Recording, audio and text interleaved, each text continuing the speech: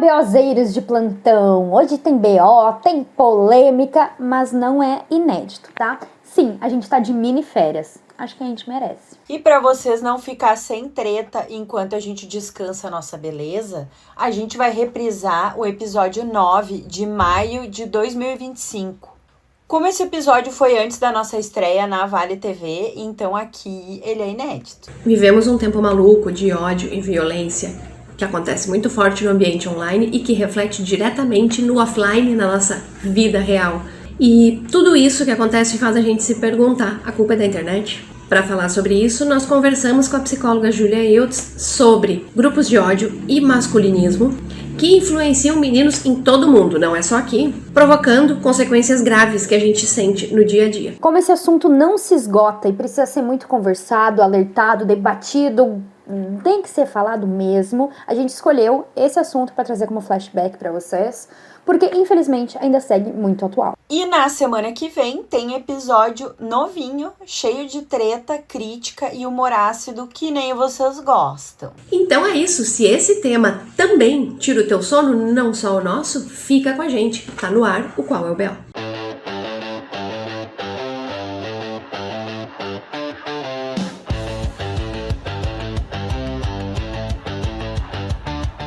Boa noite, muito obrigada por aceitar o convite. Conte para as pessoas quem tu é.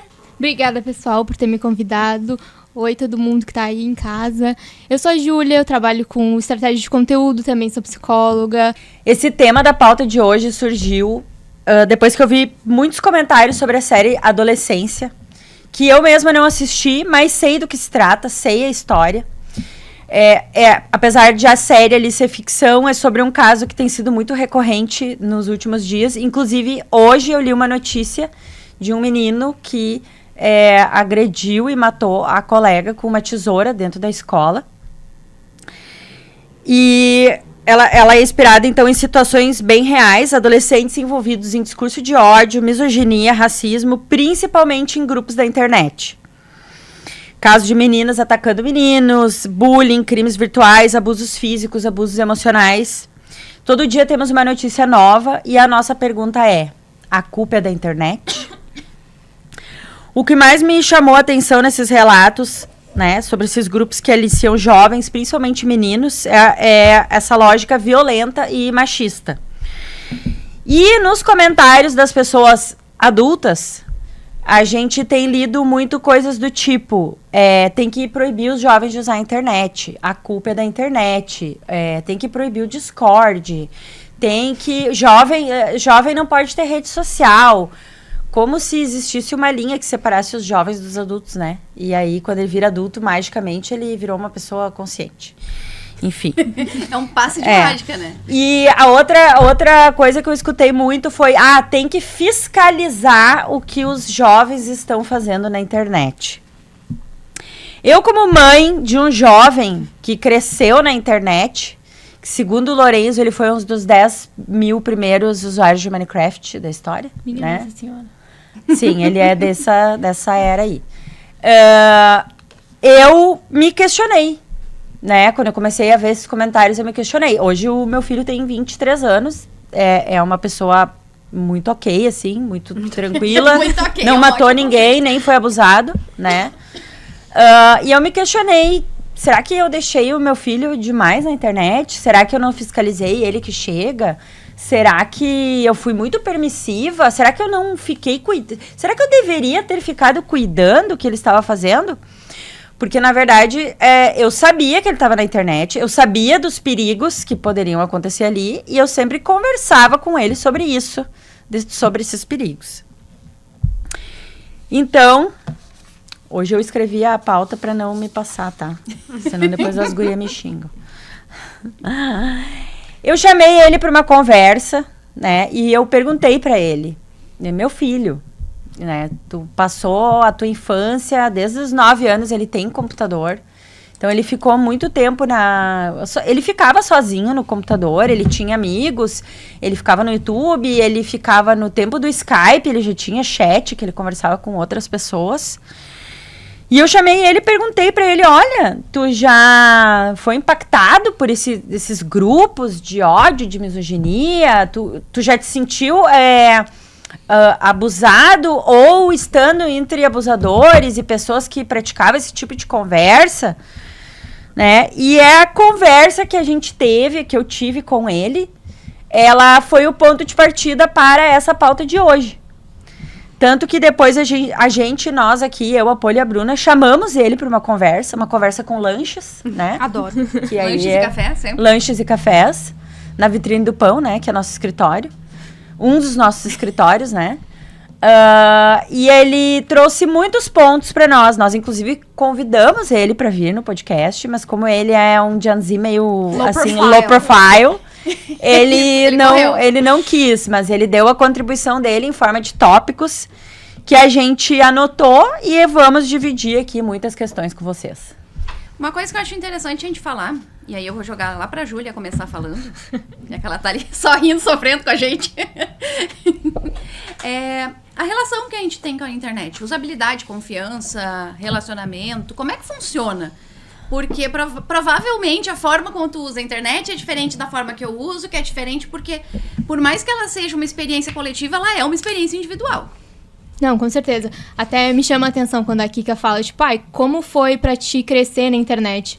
Tem um movimento muito diferente de como foi pra mim crescer na internet, que foi a mesma época que teu filho cresceu e que a Bruna cresceu, do pra agora, do se tornar adolescente agora na internet. Então, outro mundo, né? É outro mundo, é outra vibe, é outra imersão que tu tem. Então, enquanto ele crescia na internet e eu crescia na internet também, era algo um pouco mais com bordas, um pouco mais limitado. Existia alguns limites ali. Agora, não existe nenhum limite. É tudo uma coisa esvaída, assim, que vai, escorre, tu pode acessar qualquer lugar, ir pra qualquer tópico. E aqui, já que dá pra botar fogo no parquinho, eu vou até trazer um tópico, assim, que é... Eu não sei se pode. Gente, fala o que pode. Pornografia. Vocês sabiam que antes existia a pornografia normal, né? As pessoas entravam, normal, as pessoas... Tipo, aquela coisa. Aquela coisa, e tal. Tinha que ir em um lugar específico pra isso, né? Exatamente. Era uma coisa meio passiva de assistir e consumir.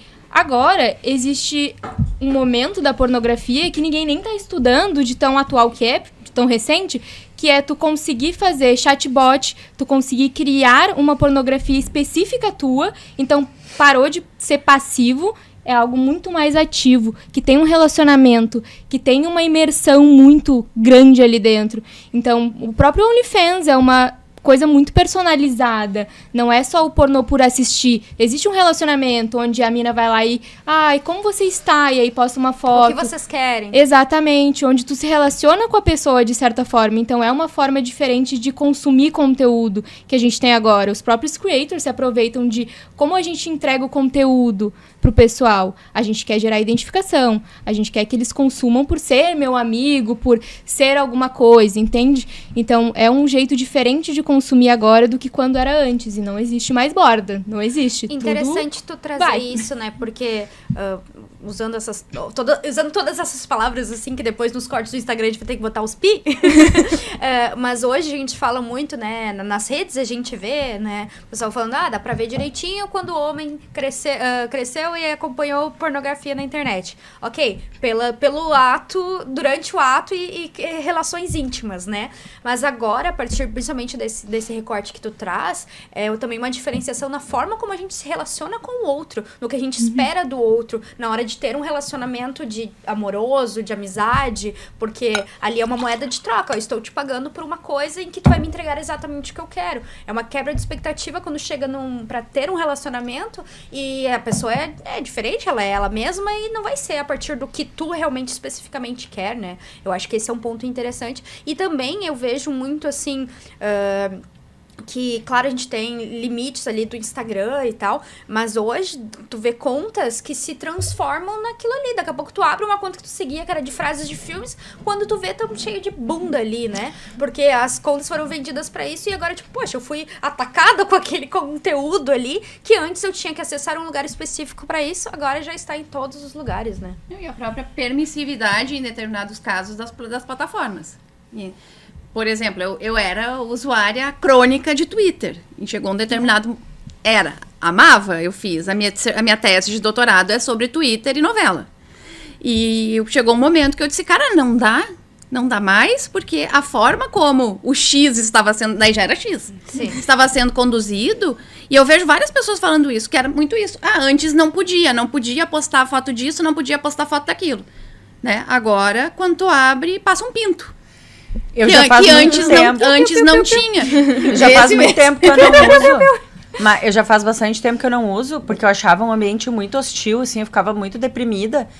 Daí o Lorenzo me comentou que depois que virou X, ficou muito pior. Sim. E ele disse que ele recebe notificações e atualizações de coisas que ele não quer ver. Quando ele estava banido, quem não desinstalou o aplicativo recebia a notificação. Entrava o push, né? Quando tu clicava, tu não conseguia acessar. Mas as notificações o aplicativo estava entregando. Porque o veto a proibição era o uso do aplicativo. Tá bom, tu não podia usar o aplicativo, mas o aplicativo podia usar e te notificar de coisa.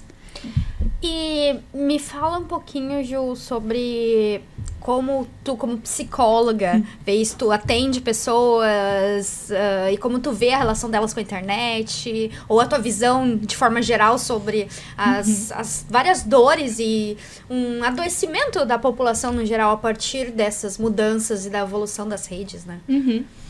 Não, sim, eu atendo, mas acaba que essa demanda não é tão presente, assim. Eu consigo ver essa demanda muito mais trabalhando na criação de conteúdo, tá? Então, ela é muito transparente pra mim nisso. E eu consigo conectar a psicologia com isso. Tanto que o meu TCC, na época, nossa, parece muito tempo, há 2 anos atrás, eu fiz sobre os impactos que a Gen Z sentiu com as redes sociais. Então, eu fiz um estudo mais a fundo sobre isso, de como foi esse adolescer nas redes, porque agora a gente tem a primeira geração de adolescentes que foi diretamente de rede social, né? E que impacto que isso teve, não só neles, mas a gente também. Como estar sempre conectado? Como que a gente se sente com isso? E a gente pode ser o próprio estudo de caso, né? Porque eu não sei vocês, mas é um ambiente extremamente solitário, assim. É um ambiente onde eu consumo tudo, vejo todo mundo o tempo todo. Tu tá com todo mundo, mas tu não tá com ninguém. E eu tô sozinho o tempo todo. Então, assim, isso é um impacto geral, só que, quando a gente fala de adolescente, isso é um impacto muito mais forte. Porque a gente tá falando de... Quando a gente é adolescente, a gente tem aquele momento onde a gente se desprende dos pais. Que isso é da psicologia. A gente se desprende dos pais, a gente começa a se inserir em grupos e onde a gente se encontra e vai formando a nossa identidade, a nossa subjetividade. Quem que a gente é nesse mundo vasto e enorme. E aí a gente vai procurando nossas tribos. Quando aconteceu a pandemia, isso não existia. Como é que eles iam se descolar dos pais pra entrar dentro de um grupo e descobrir quem eles eram? Trancado dentro de casa. Trancado dentro de casa. Isso não existia. Então, eles começaram a se encontrar por meio de hashtags. E aí, quem sou eu a partir de uma hashtag? E aí começou a entrar em grupos, começou a entrar em bolhas, e aí começou... Vocês já assistiram Dilema das Redes? Sim. Maravilhoso, né? Pra gente entender nichos e bolhas. Quem não assistiu, assista. Sim. Então, eles foram se formando a partir dessas tags. E aí, tu entra num nicho, tu fica nele, só recebe ele, só recebe ele, só recebe ele. E é difícil de sair.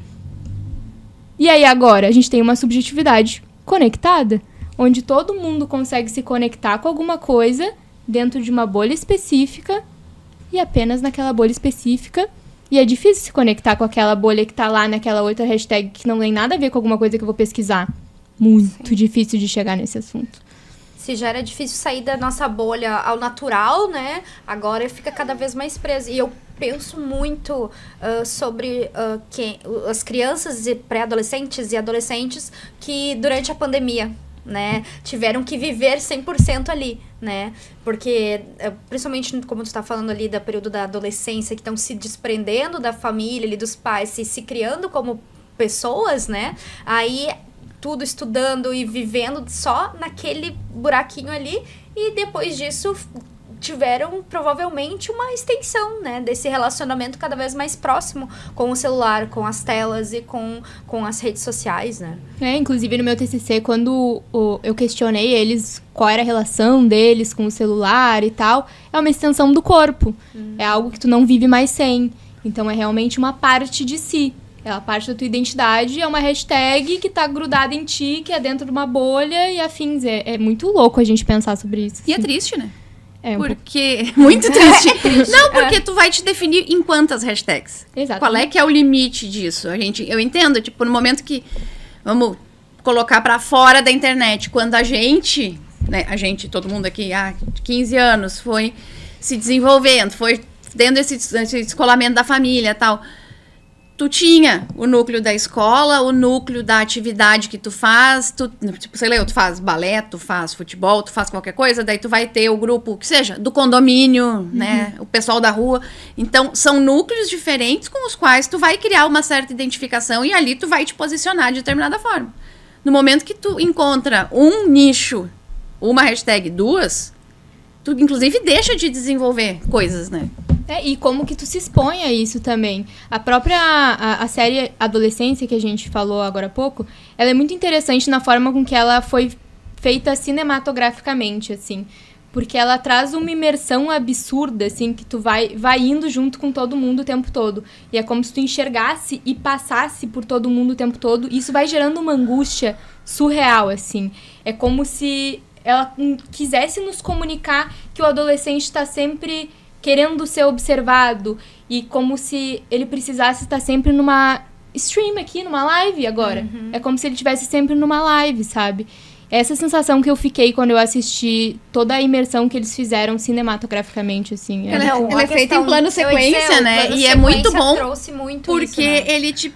ele bota essa perspectiva de visão da pessoa. Então, tipo, se tá te mostrando e quer mostrar a Bruna, ele vai dar a volta. Ele não corta, não tem corte, não tem velocidade. Isso torna ela muito lenta. Mas, ao mesmo tempo, ela nos coloca meio que no tempo da vida.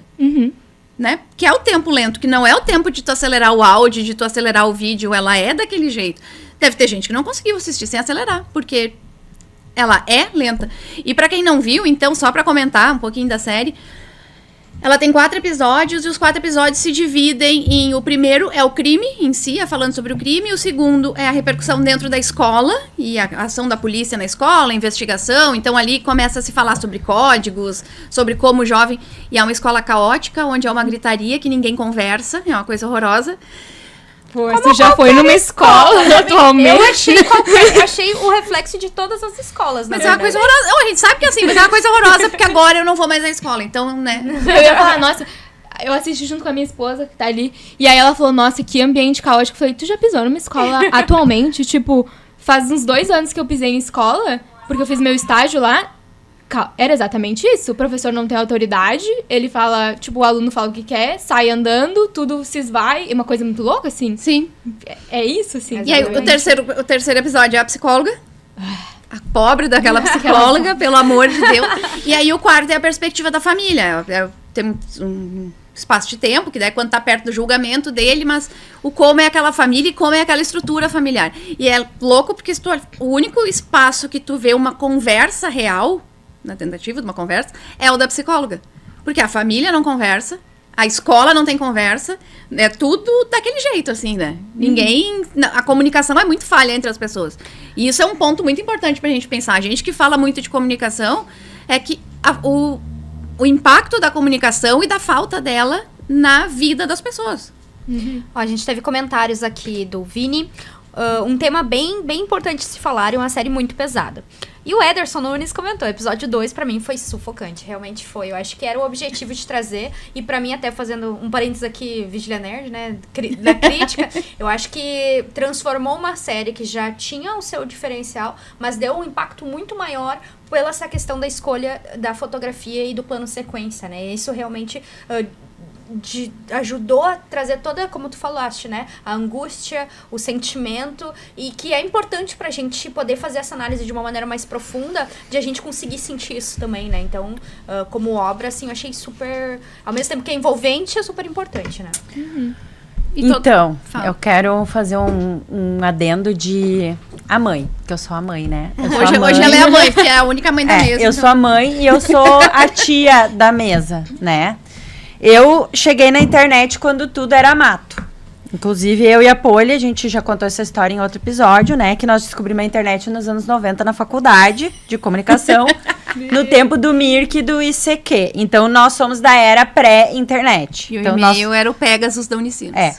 Nós fomos adolescentes na era pré-internet. Melhor coisa. Calma. Assim, só recuperando o título deste episódio, né? A culpa é da internet. Que foi por isso que eu trouxe essa pauta. Será que a culpa é da internet? E aí a gente trouxe aqui a visão da Júlia, que é já uma visão de quem já teve adolescência formada no tempo da internet. Eu não fui uma adolescente formada na internet. E não quer dizer que naquela época não nos envolvíamos em grupos, não eram hashtags, mas ainda assim eram bolhas. E bolhas que podiam ser perigosas ou não perigosas, abusivas ou não abusivas. Mesmo antes da internet, a gente já tinha algo que era esse descolamento da família e se identificar com grupos, né? E aí é que vem a questão que eu quero levantar, que apesar de termos essas bolhas, que hoje na internet, obviamente, a amplitude é muito maior e as possibilidades são muito mais... O impacto é muito maior, O impacto é maior, a amplitude é maior e é muito mais infinito. Mas ainda assim, essa criança, ela não nasceu de dentro do computador. Ela nasceu de uma mãe, de uma barriga, de uma pessoa. Ela foi criada por pessoas humanas. Ela tem um adulto responsável. Né? Ela tem um adulto responsável, ela ganhou colo, ganhou abraço, ou não. Né? Mas ela tem um adulto responsável. Ela ainda, mesmo que ela tenha sido exposta hoje temos crianças aí que já são expostas às redes sociais desde que nasceram, né? Já são influenciadores, até antes. Ainda assim, elas estão inseridas dentro de um mundo real.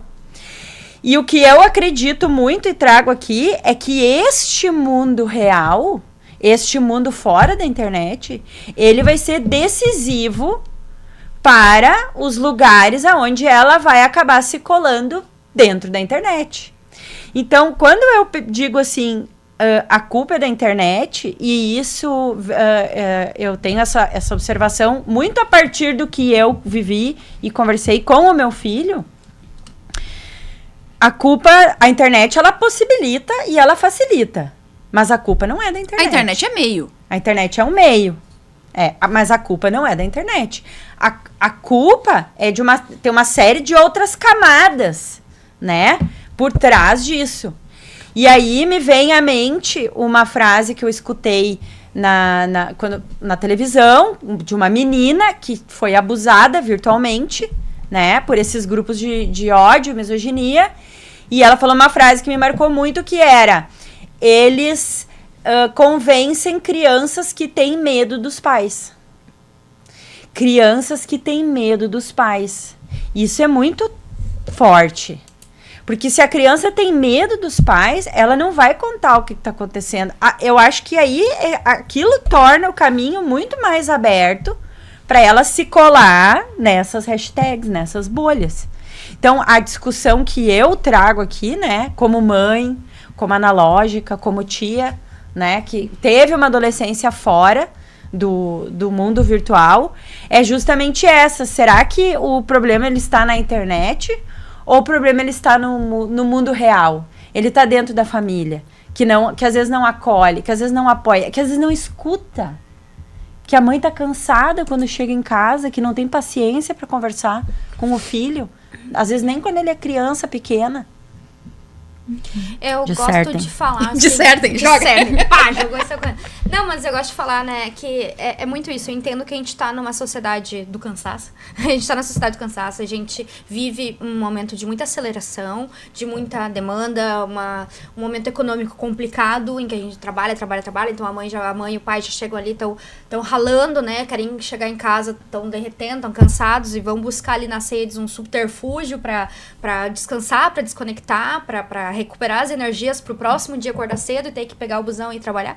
Mas ao mesmo tempo, no momento em que vira pai e vira mãe, nasce uma responsabilidade, assim, né? E eu gosto de pensar, assim, que observando a minha infância, assim, também tendo crescido nesse meio, na nossa pauta, quando a gente conversou, aí a Kiki e a Poli também me perguntaram, tu teve algum caso, assim, quando tu era adolescente? Lembrei de uns bullying que rolaram naquela época de Ask FM, Formspring, que dava pra fazer perguntas contas anônimas, e aí tinha umas meninas que implicavam com a gente fez um tendé, não sei o quê. Mas isso, acho que cada geração vai ter um caso, independente da internet ou não, de boatos, fofocas e tretas entre Tivemos grupos, um caso né? essa semana entre celebridades, inclusive, né? Exatamente. Mas só pra não perder meu raciocínio.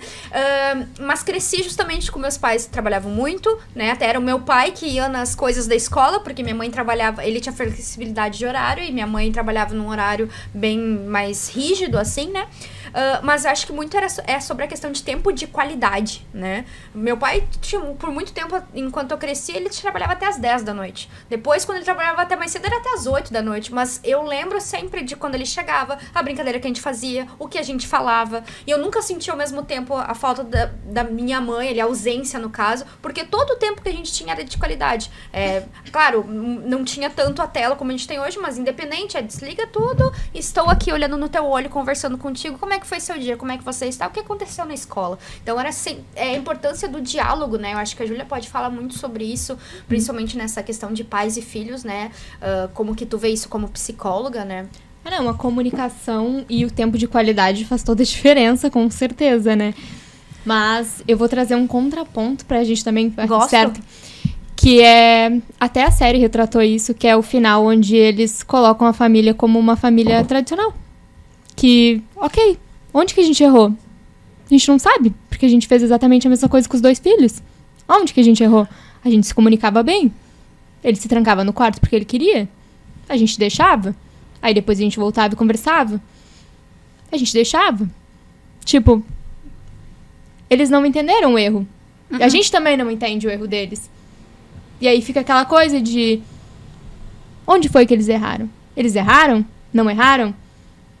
Como que tá isso, sabe?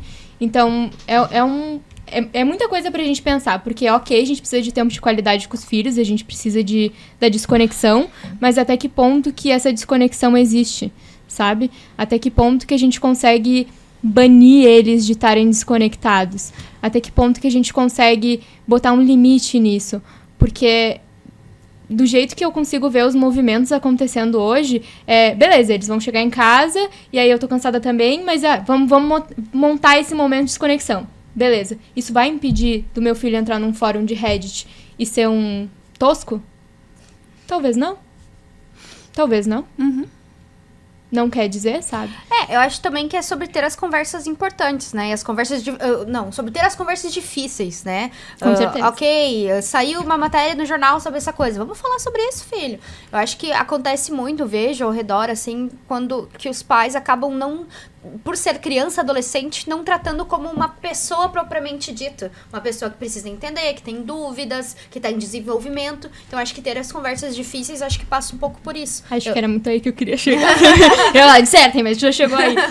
Porque eu acho que o desconforto ninguém quer passar. Ninguém quer conversar sobre coisas desconfortáveis. Ninguém quer falar com seu filho sobre sexo. Ninguém quer falar com seu filho sobre... O que tu tá sentindo pela menininha ali que tu tá perseguindo? Ninguém quer falar sobre isso. Ou é um menininho e agora? Exatamente. Conversas desconfortáveis, ninguém quer ter. E aí eu tô vendo isso ser jogado pra algum outro lugar. A terceirização. O que eu mais tô vendo é pais na internet. Pais de adolescentes que não são seus na internet. Isso é muito louco. Existem pessoas que assumem a persona de eu vou criar conteúdo pro que o seu pai não ensinou. Sim. Isso é um nicho? Isso existe? Isso é real? E tem gente fazendo isso muito positivamente. Mas sempre vai ter quem vai Mas fazer. tem gente que não faz. Sim, porque pessoas ruins existiram sempre. Tinha Exatamente. lá atrás, quando a gente não tinha internet, na nossa adolescência tinha. Pessoas ruins, pessoas que faziam coisas erradas, que levavam as outras pro lado errado, tentavam levar pro lado errado. Ou às vezes não tentavam levar, elas estavam só vivendo a vida delas, fazendo merda. E aí eu ia lá e achava aquilo legal e fazia merda junto. Né? De repente não é nem a pessoa tentando induzir a fazer alguma coisa. Tem os que tentam. E né? a gente, em alguns episódios atrás, a gente falou lá sobre o movimento Red Pill, sobre os perfis aí. Eu até tô me segurando pra não falar um que tá super em alta agora, né? Mas acho que é isso, assim, né? Que quando não tem a orientação, o apoio às conversas difíceis, ali vai estar a tua orientação pra como deve ser o relacionamento, como tratar uma mulher, como lidar com tal questão, né? Eu acho que não é só as conversas difíceis, mas o ambiente que se vive em uma família também conta. Porque, por exemplo, assim, ó, no meu contexto, é óbvio que eu tenho o meu exemplo para usar, mas eu criei o meu filho num contexto que não existia machismo. O pai dele não era uma pessoa machista. Eu sempre fui uma pessoa independente, nunca houve uma conversa assim, meninos isso, meninas aquilo, meninas, aquela guria, não sei o quê. E isso a gente sabe que existe às vezes dentro de uma família. Como que o pai trata a mãe dentro de casa? Sim. Se o pai é um pai às vezes mais tóxico, mais abusivo, e a mãe é submissa, essa criança, ela já vai estar mais predisposta, talvez, a se colar naquela ideia de que aquilo ali é o certo, que aquilo ali é a verdade que existe, né?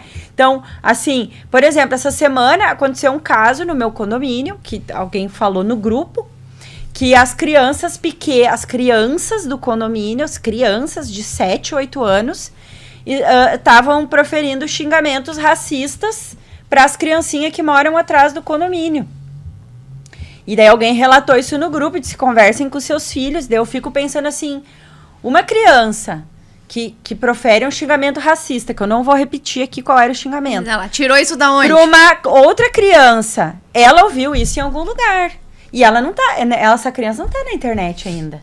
Mas ela provavelmente, alguém falou isso em casa. Provavelmente aquilo é conversa em casa. Né? Gosto da proibição do uso do celular na escola. Não, isso né? é ótimo.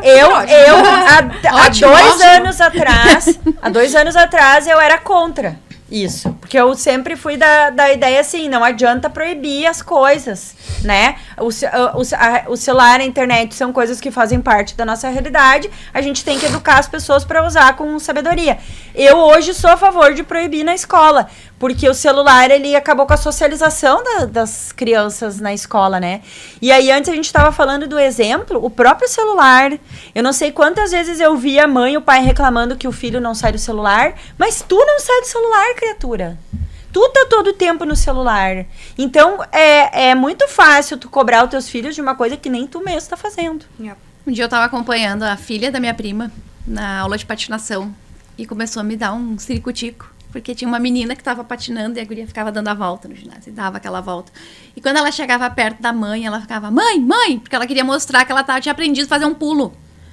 E ela ficava, mãe! E a mãe aqui. Ai, meu Deus. Aí quando a mãe olhava, a guria já tinha passado. Eu tava quase indo lá. Com licença, moça, querida. olha só, larga essa merda e presta atenção que na a tua tua filha quer atenção. Só uma vez. Só uma passada pra ela ficar feliz. É esse tipo de coisa que faz depois, talvez, uma menina...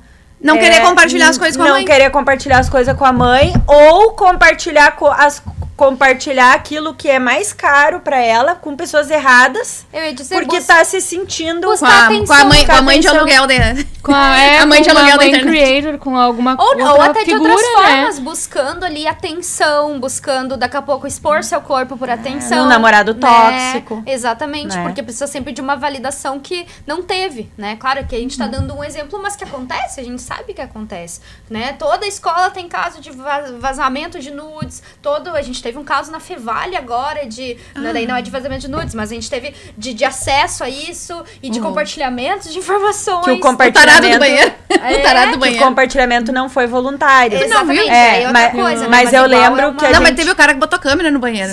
Sim. Eu lembro de uma coisa que a gente falou aquele dia... Super saudável o negócio. Que a gente falou aquele dia na conversa com o Lorenzo sobre as meninas que mandam, né?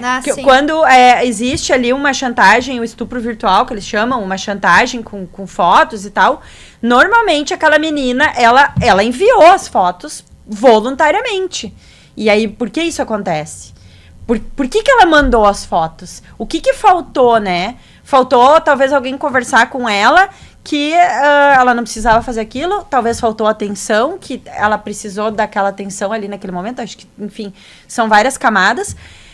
Mas o que eu o que eu trago aqui pra pauta é que essas coisas, esse tipo de problema, ele não passou a existir com a internet. Ele já existia antes. É fácil só culpar a internet como um bode expiatório, né?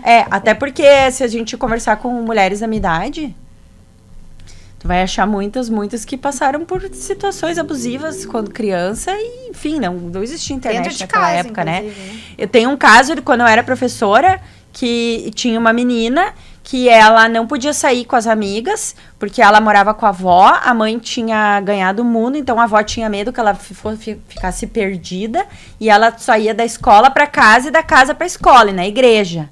Ela não podia nem ir no centro com as amigas tomar sorvete. Ela engravidou do motorista da van. Yeah. Segundo ela, foi consensual. Ela tinha 14 anos. Não tinha internet naquela época. Pois é. Eu vou aproveitar Que esse tem momento comentário, que pra tem falar dos comentário aí que eu comentários vi. aqui que a gente teve. O Vini comentou: se um pai não consegue ensinar, moldar o uso correto através de ferramentas, muitas vezes nativas, então o filho está totalmente exposto. E o Carlos Monteiro? Beijo, pai.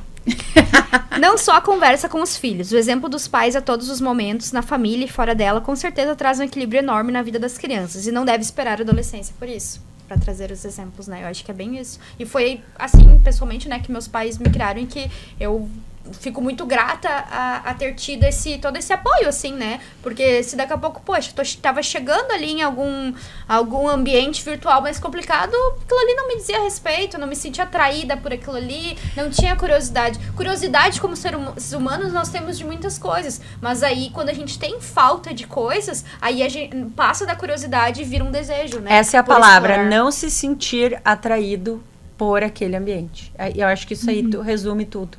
Quando tu foi criado num ambiente seguro, com atenção, com exemplo, Com diálogo. né? Claro, sempre pode ter um psicopata. Sim. A pessoa que é psicopata, que Acontece. aí Sempre vai vai ter um maluco. estar Vai ter tudo um maluco no certo rolê. na vida. E tu falou antes dos 2 filhos que foram criados iguais, né? Eu tenho uma irmã e nós somos criadas iguais pela mesma família. E ela tem uma história totalmente diferente da minha.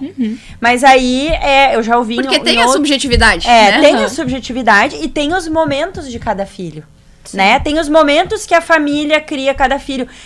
Quando a minha mãe, eu fui a primeira filha, então eu acho que eu talvez fui recebida de uma maneira. A minha irmã, ela foi uma criança que teve problemas de saúde quando ela era menor, então ela já foi criada de uma outra maneira e isso já levou ela para um outro caminho. E nós somos pessoas muito diferentes. E o primeiro filho também, os pais ainda não eram pais, né? Estavam aprendendo a ser É, pais. exatamente. O segundo filho já tem uma carga, né? Então, eles com certeza, mesmo tendo uma educação, no caso, tem que botar a mesa, bota as duas. Tá, mas são atitudes iguais, mas o tratamento não vai ser o mesmo, o relacionamento não vai ser o mesmo. O momento. Porque são pessoas diferentes. Exato, exatamente. E onde cada um vai se inserindo também não é o mesmo, né? Porque tem gostos próprios, vão criando a sua própria personalidade, como a Poli falou, né? A gente É vai que nem se tu falou da inserindo em vários série. diferentes. A guria tinha determinados amigos e tinha determinadas práticas. O guri, não. Né? Tinha, talvez, os amigos da escola lá, mas era assim, eram contextos diferentes que cada um viveu, né? Na socialização. Então, uma coisa que eu lembrei agora quando você estava falando, que a gente estava falando de escola, logo na época que estava rolando os debates da série, eu fiquei um tempão conversando com um monte de mãe, porque eu sou curiosa, né? Fiquei conversando. Né? Pra quê? Não, só pra conversar. E pra falar de internet, na verdade, né? Porque tem muito isso, essa questão da responsabilização da internet. E uma delas estava comentando comigo sobre a questão do papel dos pais. Ela estava falando sobre isso. E aí ela comentou o seguinte, que ela tem 2 filhas, uma tá no ensino fundamental e uma tá no médio. E que quando ela vai nas reuniões da escola do ensino fundamental, tem 40 alunos, tem 40 pais. 60 pais, porque alguns vai o pai e a mãe, né? Vai a família completa para a reunião. No ensino médio, se tiver 10 em 40 é muito. Os pais largam de mão. Eles não vão. Largaram. Também não vão, porque o filho é grande, porque o filho é um adolescente, um aborrecente, e daí ele não quer se estressar, porque o filho fica mal-humorado e não fala com o pai. Por quê? Não sei. Aí cada um deve ter o seu motivo. Mas aí a gente já vê, e daí fica essa coisa. A gente fala muito de política de criança, política de idoso, de cuidado, e o adolescente que tá completamente louco lá no, questão hormonal, questão de socialização, de formação, que se dane, o adolescente que se vire, porque ele já é grande. E os pais têm uma falta de paciência com essa fase, né? Parece que eles esqueceram que eles A gente também passou por ela, a já gente sabe foram como foi horrível. E também que essa geração tem esses agravantes, talvez, esses diferenciais, eu acho que é a melhor palavra, do relacionamento com as redes sociais, que é uma coisa que eles não viveram. Então, tipo, vai ser diferente também, né? Parece que... E eles têm... Adolescentes têm o seu próprio dialeto, né? A gente teve o nosso próprio dialeto, os adolescentes de agora são bem memetizados, né? Eles conversam por memes. Eu tive uma conversa com uma adolescente há um tempo atrás. Eu mandei alguma coisa pra ela, assim, no WhatsApp, e ela me respondeu com um... Que look é esse, mana? Eu não mandei pra ela nenhuma foto de roupa. E aí eu só mandei um ponto de interrogação. Quê? E ela falou, se atualiza nos memes. Até agora eu não entendi sobre o que ela falou. Estou tentando. Eu ainda não entendi. Ela tá lá atualizando. Assim, eles têm o próprio linguajar. E como que a gente também tem que se entrosar, assim, meio que se entranhar pra conversar com eles dessa forma, sabe? É muito interessante. Não, Agora... Até na época lá de adolescência começou a história dos emojis. Porque o emoji, porque eles falam na série e tal, não sei o quê. E eu disse, cara, vocês acham que no mundo inteiro é igual? Vocês são tudo maluco. Pô, aqui a gente é brazuca, aqui é tudo meme. Agora é... Não, e pode até ter emoji, só que vai ser o mesmo que o guri dos Estados Unidos usava, que o guri da Alemanha usava lá. Isso eu achei muito interessante, que daí os pais, os adultos olharam, não, mas a menina tava te elogiando, olha, ela mandou um emoji de coraçãozinho amarelo, mas você sabe que o coração amarelo é isso, o outro é aquilo, e que a berinjela não é um vegetal, é outra coisa, enfim, vários, mas é interessante essa análise bem, bem prática que a série nos deu, né? A gente manda a figurinha da Gretchen. Da Narcisa. Sabe que isso é ultrapassado, né? Vocês sabem disso? Não, pronto, qual é? Figurinha da Gretchen e da Narcisa é bem ultrapassada. Mas a gente é muito cringe. É, Vou muito mandar cringe. Não, a gente manda eu mando pra Poli, eu não mando pro Lorenzo. O Lorenzo já me ensinou que quando a gente quer rir, não é aquele emoji rindo, é a caveirinha rindo, que é esse que se manda. Essa semana no TikTok... A minha cara. Essa semana no TikTok explodiu, assim, a questão Dix. O que é Dix, né? Que daí... O que é Dix? Nem sabia que isso existia. Então, né? Eu me dei ao trabalho também, porque eu não sabia também, né? Que daí o filho do Luciano Huck tinha uma conta Dix no Instagram. Basicamente é o PVD. Basicamente é a conta privada, É um né? privadinho onde tu só privado. coloca tuas E aí, coisas. que até pouco tempo atrás eu conhecia como PVD. Não né? era daily isso? Daily também. Ah, foi tá. o- Daily eu conheço. Ai, Então obrigada. teve essas duas nomenclaturas, agora chega uma terceira nomenclatura. Ou sei lá, daqui a pouco já é a oitava e eu que não sei mesmo. É porque era pra não descobrir, né? E tem Dix é algo muito privado, ninguém vai procurar. Só que a nossa geração procura sei lá, Julinha PVD. Isso. Sabe? Aí já sabe, Já eles vão sabe. inventando outras coisas, Eles né? inventaram outro negócio. Mas Ai, aí- gente, isso dá muito trabalho. Pra ser bem low profile, assim, né? É que nas contas dos... A gente que tem tem a a transição das redes, né? Tem a conta da família. É, né? os meus pais ficaram lá no Facebook. Isso. A gente foi a geração Instagram, eles são a geração TikTok, mas aí no TikTok não tem essa coisa de, vou botar um bagulho que só fulaninho pode ver. Tem até, né? Tu pode colocar Os melhores amigos. os melhores aí, né? amigos. Mas, um privadinho no Instagram, que a minha família não vai ter acesso, é a mesma coisa que eu não queria que a minha mãe visse meus posts no Facebook, sabe?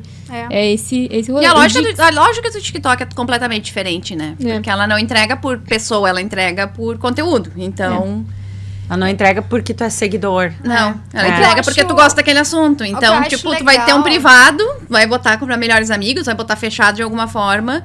Só os teus amigos vão ir lá mesmo, porque... Realmente. Mas não é a lógica da rede. Não é. E daí não Essa funciona lógica tão funciona bem. no Instagram. É. Mas uma coisa que é legal que eu acho no TikTok, pensando nisso, é que ele é mais cru, né? Não requer tanto tratamento, entre aspas, quanto o Instagram hoje, que é tipo, é imagem. E daí no Instagram vai botar lá, viagem com a família, não sei o quê, o vídeo bem editado. Aí no TikTok não requer uma grande edição, não requer uma legendagem, e aí são os vídeos brutos caseiros máximo, né? Isso era um movimento da nossa geração, não o TikTok, mas um movimento da nossa geração de como a gente tem que se entregar bem pras pessoas, como a gente tem que estar sempre bem, como a gente tem que estar muito polido.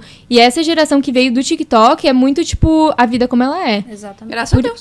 Graças a Deus, né? Eu achei isso um movimento muito positivo que eles positivo. fizeram. Tanto que teve um ano ali, 2023, 2022, que o TikToker do ano foi, tipo, o Ramon Vitor, que fazia, tipo, daily vlog, tipo, trabalhando, coisa, sabe? né? Rotineiro. Montando, era coisa de rotina. Sem grandes edições, sem grandes, né, palcos, assim. E aí né? a gente tem o creator do ano, que é só alguém mostrando a vida como ela é.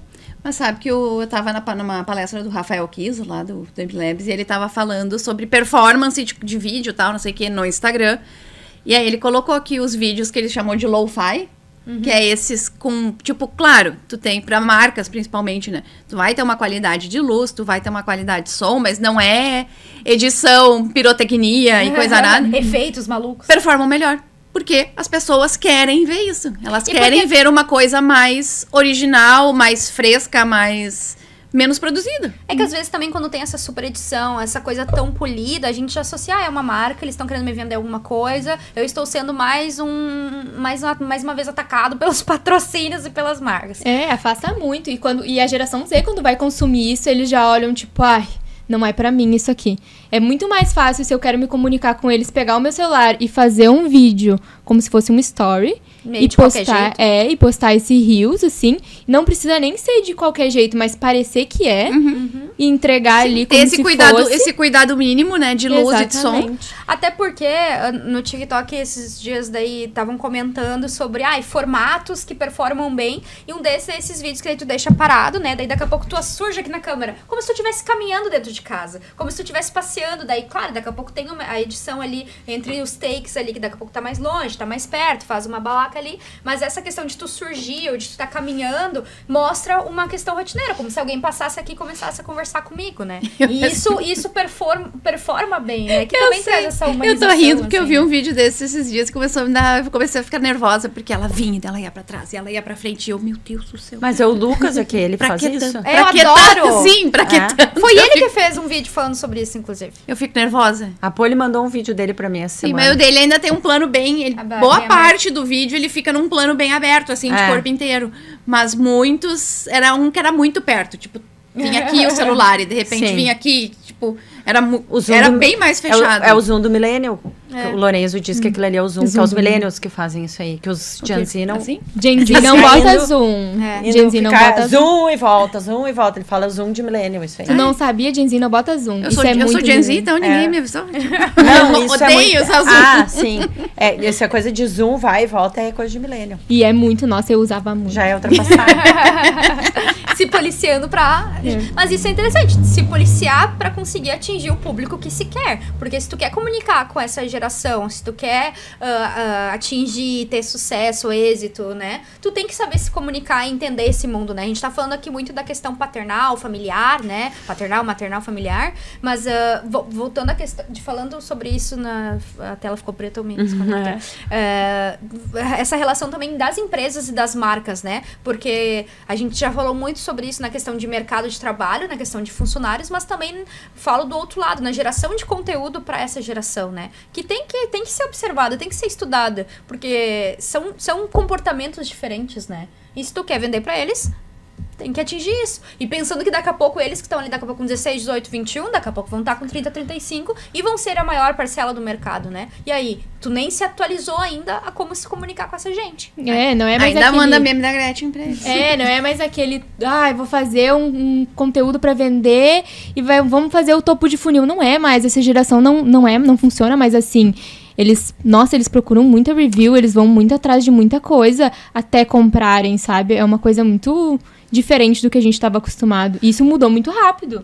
Isso foi uma transição rápida. E continua mudando, não para, né? Não para. Sim, eu Porque li os um comportamentos artigo. se atualizam. A importância de acompanhar nosso podcast pra estar por dentro dessas coisas, né, gente? Eu li um artigo que o Gen Z, ele destruiu a jornada do consumidor, né? Que até hoje, até hoje eles estão tentando encontrar o caminho de novo, porque não tem mais caminho. Claro que não. Tá tudo bagunçado agora, é tudo diferente. Podemos ir para o fechamento deste tópico para ir para o fogo no parquinho? Podemos. Eu queria só fazer Tá. um adendo antes. Não podemos. Não, antes, quando a gente tava falando da questão das bolhas na internet, da juventude, culpando a internet, essas duas coisas assim. Mas a gente falou sobre lados bons, de como a internet consegue proporcionar isso, né? E durante agora a gente teve aí o Gaga Cabana, né? Gaga em Copacabana, a gente teve muitos conteúdos temas a respeito disso, né? E gente falando, assim, né, de como, por exemplo, daqui a pouco cresceu numa cidade interiorana, né, como pessoa gay, né, em sua pluralidade ali, pessoa LGBTQIA+, e ali encontrou na internet um refúgio para poder ser quem realmente era, né, buscar seus iguais num espaço em que muitas vezes não havia essa abertura, né, então eu acho isso muito positivo. E aí, claro, relaciono isso com a situação que a gente teve de um atentado, basicamente, não só a Lady Gaga, mas focando, na verdade, no público, né? No público gay e jovens que estavam ali. E que daí a gente vai olhar o quê? Era um cara de 39 anos que tava na Deep Web fazendo contato pra isso aí. Então não dá pra dizer que o problema é os jovens, porque tem gente mais velha também. Não dá pra dizer que a internet, porque isso também sempre acontece. Porque a internet é meio. A internet é meio. E daí, assim como tu falou que a internet trouxe um monte de coisas boas, é aquilo que eu sempre digo. A internet abriu as portas do paraíso e do inferno. E ela continua sendo um meio, né? Mas o bem ou o mal, ele tá externo aquilo ali. A internet, ela é o meio para se propagar. O bem e o mal, ele tá dentro das pessoas. Então tá aí a resposta da pergunta. Eu não vou nem filosofar o que é o bem e o mal. Não, aí a gente vai precisar mas sabe que volta e meia a gente entra nesses parafusos, assim, a gente né? precisa de um outro podcast daí com capítulos pra semanais. Só pra isso. Quem sabe em breve, né, gente, a gente aumente a frequência desse podcast. O que você acha de aumentarmos a frequência desse maravilhoso podcast? Inclusive, você que tá aí e ainda não se inscreveu no nosso canal, faz o favor, né? Então, antes de ir pro Fogo do Parquinho, só dizendo, a resposta da pergunta, não, a culpa não é da internet, a internet é meio, é como a gente lida com isso e a gente precisa estudar esse mundo todo, né? Seja pai, filho, consumidor, empresa, a gente tem que entender o que tá acontecendo na internet pra gente poder se comportar da melhor forma. Mas tem uma coisa antes do Fogo no O Parquinho. que tem? É verdade. Uma palavra que tu falou, todo mundo já meio que falou do pobre do Discord. Pobre do Cara, assim, a matéria no Fantástico, a cada 2 meses sai uma matéria no Fantástico falando, né, dessas comunidades, dessas que fica cooptando pessoas. É que olha o nome do negócio, né? Discord. Da Discord. Não se ajuda também. Eu adoro o Discord. Não se gente. ajuda, Ai, sim! né? Eu adoro o Discord. Eu participo de uma comunidade de um podcast do Boa Noite Internet, que ela é hospedada no Discord. E aí, esses dias eu tava num evento do Clube do Livro e o pessoal estava falando sobre a série Adolescência. E alguém veio e falou do Discord, porque o Discord na Deep Web. E eu disse, não é. O Discord é uma versão mega, super, hiper, ultra, melhor que o WhatsApp. Mas a função dele é isso, é conversa. Ele é a evolução do Skype. né? Sim, Junto eu não Skype sei com explicar, WhatsApp. porque ele não é nenhum deles, mas é, tipo, eu tentei fazer esse paralelo pra ter uma lógica, porque tu conversa, tu transmite tela, tu joga, tu conversa em áudio, tu manda arquivo, tu pode tudo. Tem O Dentro de Discord grupos é um e de espaço comunidades. de criação de comunidade, assim. A gente tem o nosso próprio Discord também. Onde a Ela gente... usa Discord, viu? Claro que eu uso Na Deep Discord. Web? Não é na Deep Web, gente, tô lembrando. Tu pode criar uma sala lá e aí as pessoas entram que tenham o mesmo interesse que tu. E aí tu acaba se encontrando com outras pessoas. Tipo, tem várias salas. Pode criar dentro. subsalas dentro da tua sala. Por do teu exemplo, a gente espaço. tem sala de coisa só de filosofia, eu acho. A gente tem coisa só de psicologia. Tem mural, tem um chat aberto pra todo mundo conversar. A gente tem um chat privado também. A gente tem várias coisas lá. Só de música, então as pessoas podem ir se comunicando no que elas mais se encontram lá dentro também. Tu pode, inclusive, Claro criar uma que- sala de áudio onde as pessoas podem ativar o microfone e conversar. Então, tu pode fazer várias coisas. Bom, o Lourenço, 70% da vida social dele é no Discord. Ele participa até de festas do Discord. E ele é uma pessoa super Eu já boa. fiz happy hour no Discord. Fiz muito na pandemia. Na A gente pandemia. usava muito, assim. Na pandemia, eu trabalhei para uma agência de São Paulo. E aí, a gente usava o Discord como base. Então, a sede da empresa era no Discord. Tinha as áreas de cada cliente. Legal. E tinha as áreas de conversa, né? Dos núcleos de atendimento. E aí, a gente fazia happy hour dentro do Discord com chamada de vídeo. Ficava todo mundo no vídeo conversando, tomando cerveja. A gente faz cine debate, às vezes, dentro do Discord. A gente coloca um filme, passa o filme inteiro sim. lá, e aí depois todo mundo vamos trocar ideia. A gente troca uma Sim, ideia. o Lourenço ali. assiste série com os amigos dele no Discord. Watch parties, né? Watch Mas assim, tu que é uma usuária mais... Porque eu uso pouco, eu uso muito nesse sentido. Eu usava pra trabalhar, agora eu uso nessa comunidade específica. Algumas outras que eu já entrei, já saí. Tipo, eu vou investigando. Mas assim, tu conhece algum causo desses de cooptação? Ou... Porque tu joga também, né? Jogo. E usa o Discord no jogo. Ou não? Não, eu acabo... Não, depende. Agora não mais, mas na pandemia eu usei bastante pra jogar com o pessoal do Discord. E a nostalgia, ela tá vindo cada vez mais cedo. Ah, sim. Porque a gente Esses começou... ciclos estão sendo cada vez mais curtos. Como todos os ciclos estão sendo cada vez mais A curtos, gente começou né? a ter nostalgia com 30 anos, a geração Z com 20 já tá sentindo nostalgia. Sim. E até nisso que tu falou agora, né? A gente tem nosso grupinho de Instagram que a gente manda pra gente ver algumas notícias. E essa questão das festas desconectadas, que não pode levar celular, isso tá bem alto. Então, tipo, bares, restaurantes, não pode nem mais falar balada, porque a palavra balada daí já é cringe também, né? Cringe é cringe. Falar cringe é cringe. Também, enfim, balada, tu nem. Em que não pode entrar com o celular, não pode fazer registro, justamente pra incentivar essa desconexão e trazer algo mais raiz mesmo, que traz uma nostalgia pra uma certa faixa, e pra outra faixa de idade, que tá ali com seus 18 anos, nem sentiu, nem viveu isso. Então é uma novidade também pra um certo público, né? É como a Kika já falou, o offline é o novo gourmet. O offline é o novo preto. É o novo luxo. É um luxo muito grande, ó. Não vou dizer. Poder estar offline, pra mim, pelo Nossa. menos, é um luxo. Em algum momento isso vai ser comercializado. Eu tenho certeza. Estar offline vai ser escreva o que eu disse. Estar offline vai ser algo vendível. Eu já pensei em abrir uma posada no meio do mato que não tem... Isso já existe, tá? Porque uma vez Sim. teve um amigo meu que foi pra um lugar desse. Que é um lugar no meio do mato, uma pousada lá que não tem internet.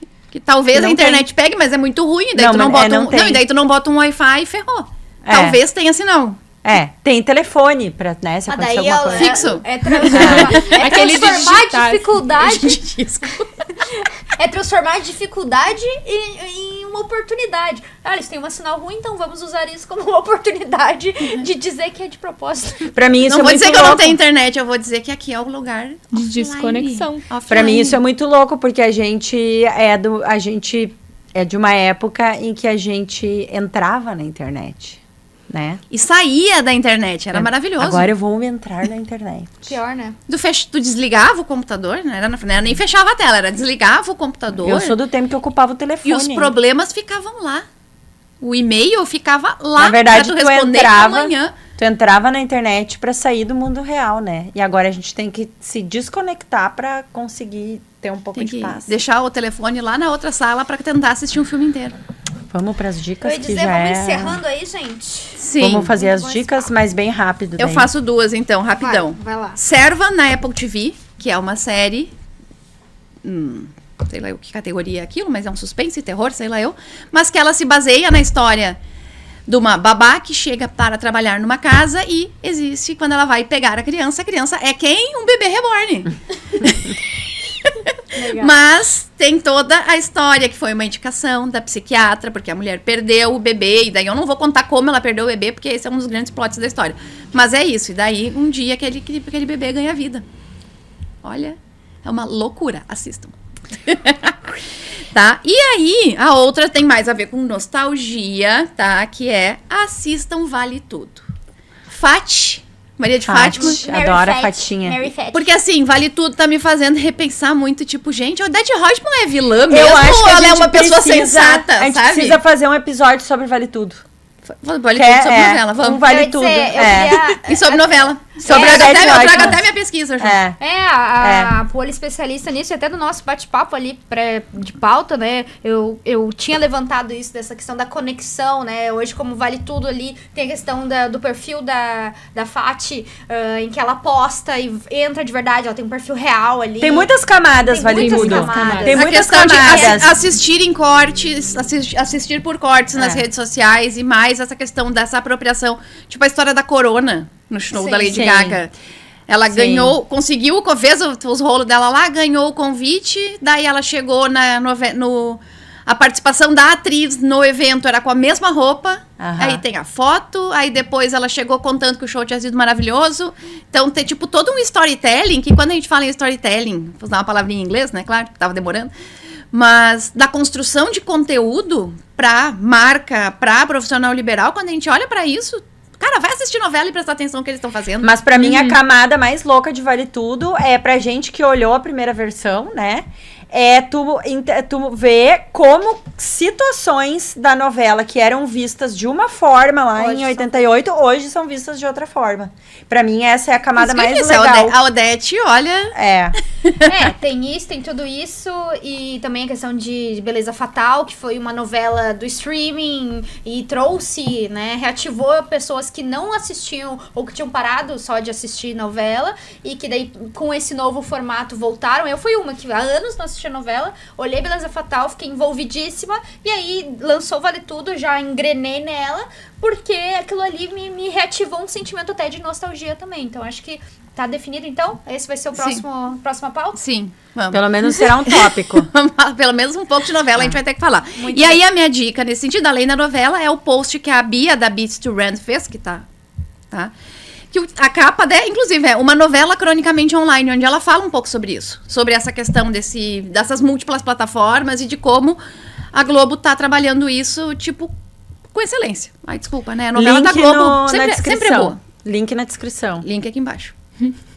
Certo. Tem alguma dica? Pode ser um filme, um livro, uma série, um podcast, qualquer coisa. Eu Sobre qualquer coisa, não precisa nem eu ser sou meio relacionado. nerdola. A primeira coisa que veio na minha cabeça foi, tipo... é que eu tava pensando em Arcane, assim. Vocês já assistiram Arcane? Sim, tudo. É bom demais. A parte cinematográfica deles é boa. Vocês duas estão me olhando com uma cara de, tipo, o que é Eu Arcane? sei que série é, porque eu não vi sei. sobre a campanha dessa série num conteúdo publicitário, porque eu sou da publicidade, né? Mas eu não sei que série é, mas ela é inspirada num jogo, né? Num jogo de LOL. Nunca É, joguei isso, LOL. isso. Mas assim, gente, Arcane, muito bom, Muito bom. assistam. Aham. Eu não vou indicar anime, porque daí eu vou me passar. E tu falou do Dilema das Redes antes também. É, Dilema das Redes, que eu já indiquei. Mas pra manda um todo anime mundo. aí, joga. Eu gosto muito de One Piece. Assistam todo mundo, tá? Só tem 1.100 e poucos episódios. Assistam. Só pra quem curte novela, porque Isso tem é pra um monte de quem tem tempo. episódio. Tem 20 minutinhos cada episódio. Tá? E tá cheio de filler. Tá. Não tem tanto filler assim, mas daqui a pouco a gente vai chegar no momento onde todo mundo vai saber o que é One Piece. Então, se vocês pegarem o One Piece de agora e começarem a assistir, chegarem no semanal, vocês vão acompanhar em tempo real um momento histórico de o que é o One Piece, que ninguém sabe depois de 20 anos. Ninguém ainda sabe o que é. A revolta, ninguém sabe. Ninguém sabe o que é. Então, assim, vocês podem pegar esse momento histórico junto comigo. As minhas dicas, elas são bem a ver com a pauta que a gente começou o episódio, né? Sobre adolescentes, ódio, crimes. E aí, positivo terminar. Sim, como isso não é uma coisa da internet, isso é uma coisa que já existe antes da internet, que tem a ver com o ambiente e tem a ver com o gen, né? Como tu falou. Que é o documentário Tiros em Columbine, que é sobre 2 adolescentes que invadiram a escola armados em 95, Poucos, né, 96. E aí é sobre bullying. Tipo, nem internet tinha, Nem de verdade, internet assim. tinha. Não, mas eles compraram as armas pela internet. Sim, mas era uma outra internet, Já tipo, tinha e-commerce. Já tinha e-commerce. nos Estados Unidos. É, não tinha redes Nos sociais. Estados Unidos, aqui. Mas ela é sobre bullying, sobre relação familiar, sobre falta de apoio da escola, sobre adolescência, sobre facilitação de acesso às armas. Então, ela traz todos esses temas. O outro filme que eu vou falar é o filme Precisamos Falar sobre o Kevin. Que também é uma história que acontece num tempo que não tem internet. E, assim, é um filme que ele pode levar a muitas interpretações, né? E é muito engraçado, porque pessoas que não têm filhos interpretam o filme como... Eu não vou contar... O Kevin comete um crime, né? Ele é um adolescente que comete um crime. Mas as pessoas que não têm filhos interpretam como Kevin era um psicopata. E eu, como mãe, interpreto como Kevin era um filho de uma mãe que não queria ter filhos. E aí, também ali tem um grande questionamento. Então tá, pessoal. Obrigada por ficar com a gente até aqui. O BO é um projeto de conteúdo conduzido por Bruna Monteiro, Kika Giordano, aqui vos fala. Poli Lopes, o roteiro é da Poli Lopes, edição da Bruna Monteiro, cortes Kika Giordano e gravação no Eco Studio do maravilhoso Dé, em Sapiranga. Beijos e até a próxima. Júlia, obrigada. Esquecemos. Eu já tava dando tchau aqui também. Muito obrigada.